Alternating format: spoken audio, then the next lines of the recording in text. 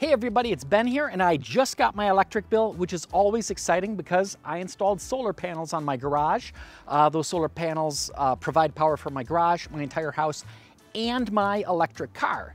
But this is October. This bill is for last month, which was September, and September was a terribly cloudy month. We had just a ton of rain, and besides that, September is also when we have the equinox. So we're going from more than 12 hours of daylight per day to less than 12 hours. So I'm not sure exactly what to expect, but let's open this up, take a look. So once again, this is 100% legitimate. This is my actual paper bill, which I have not opened. I'm not checking this somehow ahead of time online or anything like that. You're actually seeing this at the same time that I am.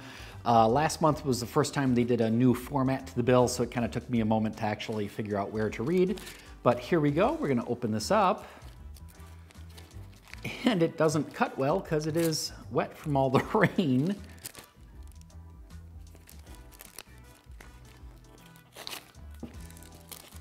Terrible damp piece of mail here.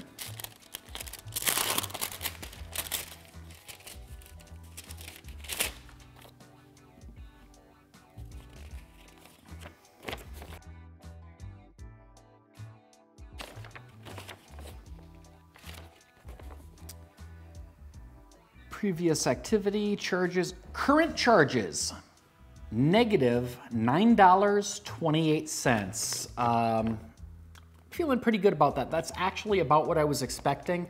Before opening this, I was talking with my wife and I guessed that the power company would still owe us, but not by a lot.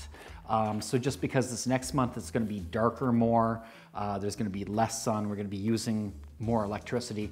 I know that for October, I'm going to have to owe the power company. But on here already, I have a current account balance of negative $108.18. So already the power company owes me 108 bucks. So what'll most likely happen next month is I'm gonna be using a little bit of electricity, but I already have a nice credit stored up with the power company from overproducing this summer, which is pretty cool that even in a time when I would have owed them, it's already taken care of because of summer production. I'm very excited about how solar can work that way.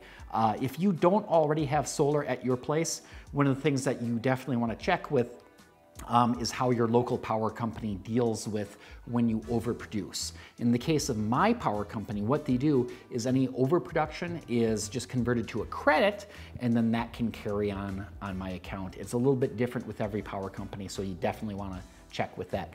But anyways, I got paid $9.28 this month.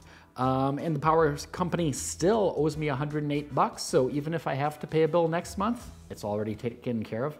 I'm excited about that. So until next time, stay charged up. Whoops, hold on, don't go anywhere. As I was pulling the bill out, I realized there was another piece of paper in there and I didn't read that until signing off already. But basically what it says is that my local power company has filed an application with the Public Service Commission to increase electric rates. Now, if I was just paying my electric bill like any old schlub, I'd be like, oh gosh, they raised it again.